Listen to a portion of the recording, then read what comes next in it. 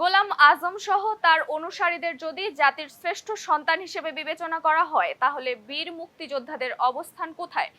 এমন প্রশ্ন তুলেছেন বিএনপির স্থায়ী কমিটির সদস্য মির্জা আব্বাস।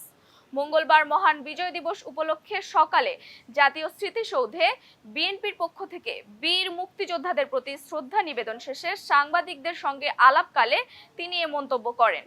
মির্জা আব্বাস বলেন, গোলাম আজম ও তার সাঙ্গপাঙ্গদের জাতির শ্রেষ্ঠ সন্তান বলা হলে তা সরাসরি বীর মুক্তিযোদ্ধাদের অপমান করার শামিল।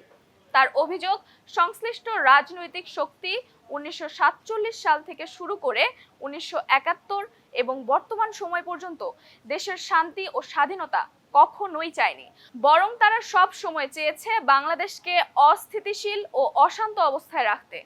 71 ও 24-কে মুখোমুখি করা হচ্ছে কিনা এমন প্রশ্নের জবাবে তিনি বলেন, 71 ও 24 যার যার অবস্থানে স্বমহিমায় রয়েছে।